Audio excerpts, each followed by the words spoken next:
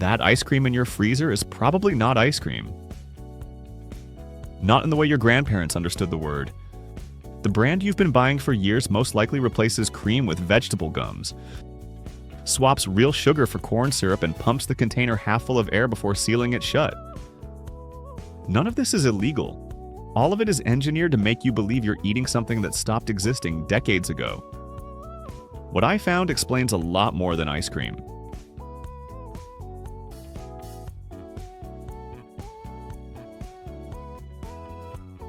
Breyers has been sitting in grocery carts since 1866. I grew up with it in my freezer. I bet you did too. William Breyer sold ice cream from a hand-cranked wooden bucket in Philadelphia, and for over a century the recipe stayed honest: milk, cream, sugar, eggs. Then Unilever acquired the brand in 1993. Most Americans never noticed what changed. The modern Breyers vanilla lists 11 ingredients, where real ice cream needs 4. After the expected milk, cream, and sugar, it spirals into a chemistry set: guar gum, carob bean gum, carrageenan, mono, and diglycerides. Each one is a plant-based thickener or emulsifier, doing the job that cream and egg yolks use to handle naturally. Gums create viscosity, which is thickness in a low-fat base. They trick your tongue into registering richness that isn't there. Mono and diglycerides bind water and fat together, a task egg lecithin performs in traditional recipes. But eggs cost more than industrial emulsifiers. The result is a product so altered that Breyers can't legally call several of its flavors ice cream. They're labeled frozen dairy dessert because they fail the FDA's minimum 10% milk fat standard. The tell leave a scoop on the counter for 30 minutes. Real ice cream melts into liquid cream. Breyers deflates into foamy separated slush that looks like dish soap stirred into milk. That's the gum system collapsing once heat strips away the structure it was engineered to hold. Breyers isn't poison. It's a product optimized for shelf stability over flavor. At $4 for 48 ounces, you're paying for a name that used to mean something different. And it's not even the most creative engineering in the freezer aisle. The bright blue bunny logo catches your eye a few shelves over. Blue Bunny scoops like whipped mousse straight from the freezer. Impossibly soft, impossibly light. That softness is already telling you something. Founded in 1913 in Sioux City, Iowa, Blue Bunny became the largest privately held ice cream manufacturer in America. Their edge isn't taste, it's air. The process is called overrun. Manufacturers inject air into the base during churning, effectively doubling the volume without adding a gram of cream. Blue Bunny pushes this to the legal limit. Ever wonder why some ice cream scoops so easily straight from the freezer? That ease means you're cutting through whipped foam, not dense dairy. Corn syrup replaces sugar to build structure in the aerated base. Stabilizers lock the air bubbles in place so they don't collapse during shipping. The entire system is designed to make less feel like more. The tell lift it. A pint of quality ice cream weighs roughly 14 ounces. An over-aerated pint can weigh under 10. Same container. Same price. Dramatically less actual food. You're paying by volume while receiving far less by weight. Blue Bunny makes a perfectly fine frozen treat if that's what you're after. At $5 for 46 ounces, just understand that the serving size math works in their favor. Air is free, and at least they're honest about being light. The next one built an entire identity around hiding what it really is. Turkey Hill looks like everything wholesome American ice cream should be. Red Barn on every carton. Lancaster County, Pennsylvania heritage printed in warm fonts. The word premium right there on the label, giving you permission to trust it. I almost didn't check the ingredients. The branding is that convincing. Turkey Hill started as a working dairy farm in 1931. Kroger acquired the brand in 1985, and that's when the recipe shifted. The farm imagery stayed. The ingredients didn't. Pick up Turkey Hill Premium Vanilla and count the gums. Guar gum, cellulose gum, locust bean gum, carrageenan. 4 separate plant-based thickeners working in concert. The most telling is cellulose gum. It's derived from processed wood pulp and cotton fiber. In the paper industry, it prevents sheets from tearing and keeps surfaces smooth. In ice cream, it suppresses ice crystal formation and creates artificial body. Same principle, different product. The tell pay attention to the texture. Turkey Hill has a faintly elastic quality that clings to your teeth instead of dissolving cleanly on your tongue. That cling is polysaccharides, which are long-chain sugar molecules doing exactly what they are designed to do. Stretch and hold. Natural ice cream melts cleanly on contact because dairy fat liquefies at body temperature. Gum-based ice cream coats and clings because polysaccharides don't melt. They suspend. At $3.50 for 48 ounces, Turkey Hill delivers a competent product at a fair price. The barn on the label just doesn't match what's inside anymore. But what happens when a brand doesn't just disguise the problem? What happens when it markets the problem as the solution? Jeni's slow churned sits in a clever middle ground, rich and creamy texture with half the fat, marketed as a smart health choice rather than a compromise. Sounds good, right? Jeni's and Dreyers are the same company founded in 1928 in Oakland. Nestle bought them in 2002 and launched the slow churned line 2 years later. The technology sounds impressive, but it's simple. Churn at lower temperatures so ice crystals stay small. Whip in extra air for the perception of smoothness. Then use emulsifiers to simulate the richness that cream would normally provide. The ingredient list shows the architecture. Egg yolks appear on the label, but they're surrounded by mono and diglycerides mimicking yolk lecithin. Guar and carob bean gum faking cream thickness. Cellulose gel creating body without butterfat. The eggs exist for the ingredient panel. The chemistry does the structural work. So what are you actually paying for? The Tell taste it alongside full-fat ice cream and you'll notice a uniformity that feels almost synthetic. Traditional ice cream has variation. Cream density, slight sugar grain. Yolk, richness changing bite to bite. Slow churned tastes identical every time because industrial emulsifiers enforce a consistency that natural ingredients can't produce at scale. The half the fat claim is technically accurate and functionally misleading. They cut milk fat by swapping cream for skim milk, then rebuilt the sensation of richness using gums and air. At $4.50 for 48 ounces, you're paying full price for a diet product wearing full-fat clothing. And if that feels calculated, wait until you see what happens when you strip away even the pretense of craftsmanship. At the far end of the freezer sits great value in its plain white carton. This is where every cost-cutting principle from the last 4 brands converges into a single product. Walmart contracts great value production to the lowest bidder. The supplier and formula can shift between batches. No legacy recipe, no founding story, no artisan philosophy. What happens when you strip away everything except cost? The product exists to meet the legal minimum definition of ice cream at the lowest possible price. Polysorbate 80, an emulsifier borrowed from the cosmetics industry, replaces egg yolks at a fraction of the cost. An auto color tints the base creamy yellow because the actual cream content is too low to produce that color naturally. Cellulose gel adds bulk using processed plant fiber rather than dairy solids. The Tell run your spoon across the surface. Quality ice cream resists the scoop. Dense dairy pushes back. Great value yields immediately because there's minimal fat creating structure. The texture is icy and crystalline rather than smooth. The flavor is generic sweetness with no recognizable vanilla character. At $2.50 per quart, great value serves a real purpose. For some families, price determines the shopping list. That's a valid reality, not a moral failing. Just make it an informed choice rather than an accidental one.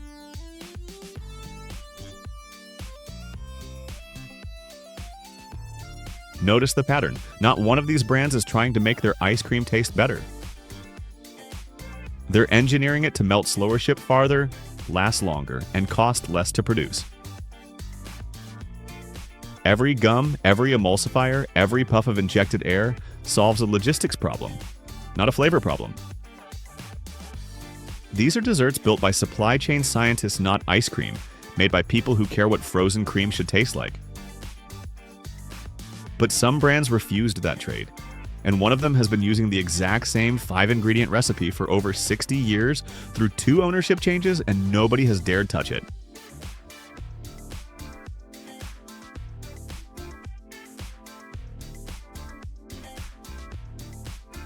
Can a dairy co-op owned by 60 farming families make ice cream that competes with billion-dollar brands? Tillamook says yes. The carton proves it. Tillamook County Creamery Association was founded in 1909 on the Oregon coast. Over a century later, it's still farmer-owned. No parent corporation, no private equity firm trimming the recipe for margin. When the people who milk the cows also own the company, reputation replaces shareholder returns as the operating metric. Flip the carton. Cream, skim milk, sugar, egg yolks, vanilla extract, vanilla beans. Two stabilizers, Terra and Guar Gum, handle the shipping reality from Oregon to your store. But the foundation is dairy doing dairy work. No corn syrup replacing sugar, no cellulose gel building fake body, no mono and diglycerides substituting for eggs. Butterfat runs 15 to 16%, well above the FDA floor of 10. The scoop resists. You feel dense dairy creating structure instead of air yielding to pressure. The flavor is milk forward and genuinely rich. Frozen cream, not frozen sweetness. Real vanilla bean specks visible throughout. At $5 per quart, Tillamook is accessible, but it still uses stabilizers. The next one decided even that compromise was too much.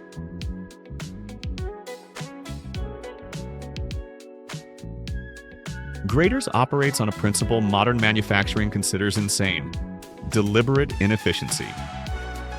Louis Charles Breyers and his wife Regina opened their first Cincinnati parlor in 1870. 150 years later, their great-great-grandchildren still use the same French pot process. Small metal cylinders spinning in saltwater brine. 2-gallon batches at a time. Slow, labor-intensive, impossible to scale. That limitation is the entire point. French pot churning incorporates roughly 25% overrun compared to 50 to 100% in factory ice cream. Less air means more actual product per scoop. The texture is dense, almost chewy, with a weight that surprises anyone accustomed to aerated brands. Cream sugar raspberries, egg yolks, milk chocolate.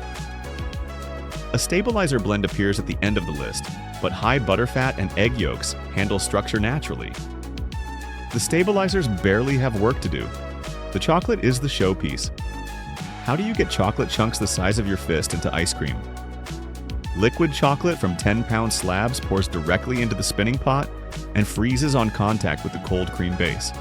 The result is irregular shards pea-sized to fist-sized, nothing like the uniform chips extruded from a factory mold. Solid chocolate, not flavored coating. They will snap a cheap ice cream scoop clean in half. At $8 per pint, Breyers is expensive. You're paying for a production method that physically cannot scale. That's the honest trade. But if a family recipe can survive 150 years unchanged, what do you think happens when someone builds ice cream around a completely different philosophy?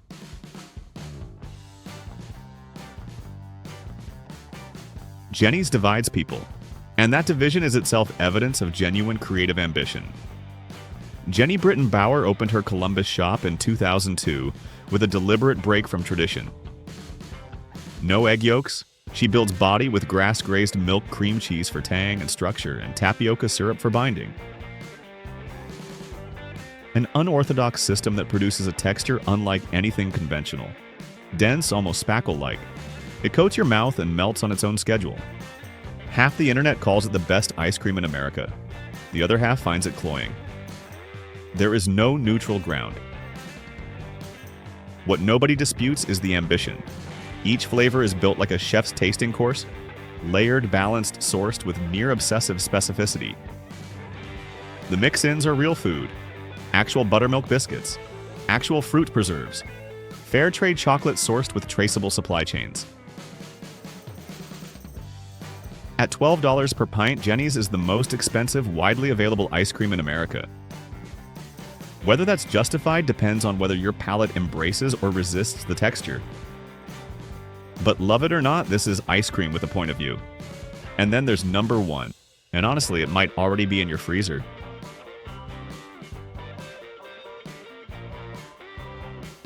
Remember number 9 Breyers, same freezer aisle. Roughly the same price. One of them can't legally call itself ice cream anymore. The other hasn't changed its recipe in over 60 years. Reuben and Rose Mattis launched Häagen-Dazs from the Bronx in 1960. The name is completely made up. It means nothing in any language. Fabricated to signal European quality. But here's the thing. The product behind the fake name turned out to be the most honest ice cream in America. 5 ingredients: cream skim milk, sugar egg yolks, vanilla extract. I've checked every few years. Same 5. No gums extending shelf life, no corn syrup cutting costs, no emulsifiers faking what eggs do naturally. Mattis understood something that corporate food science keeps trying to engineer around. When you start with quality ingredients, chemistry becomes unnecessary. Häagen-Dazs resists scooping straight from the freezer because 16% butterfat freezes hard. Temper at 5 minutes. It opens into dense, slow-melting cream that dissolves into liquid dairy. Not foam, not separation. That's real yolk, lecithin, emulsifying fat through warmth, not synthetic compounds holding an unstable system together. The vanilla carries floral notes, slight woodiness, and caramel depth. Hundreds of flavor compounds interacting where artificial vanilla offers exactly one. General Mills owns it now. The formula survived the acquisition because changing it would destroy the premium positioning that justifies the price. At $5 for 14 ounces, the portion is deliberately small. Everything inside it is real. The tell do the melt test from number 9. Breyers collapses into foam. Häagen-Dazs melts into a puddle of liquid cream. Same test, same aisle. Opposite results. That's the entire video in one scoop.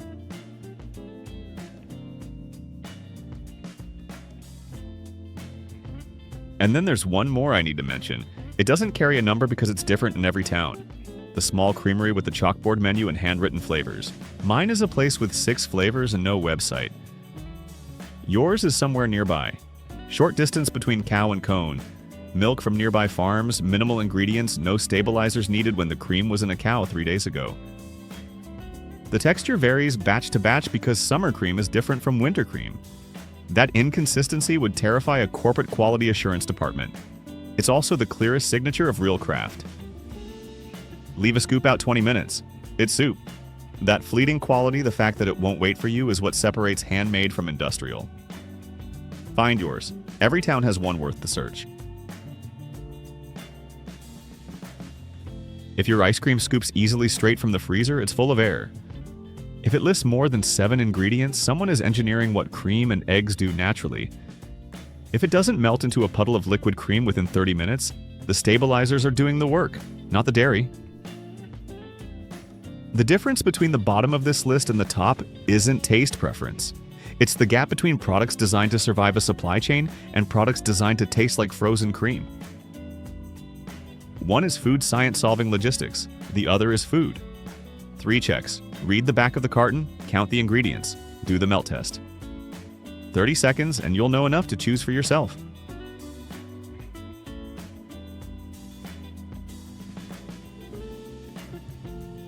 Which brand is sitting in your freezer right now? Drop it in the comments. I'm genuinely curious what this audience keeps at home. If you found a local creamery that makes everything on this list irrelevant, name it. Someone nearby might discover their new favorite because of you. Subscribe for the next one. Different product, same depth, same honesty. Every week, if it melts clean, it was built from cream.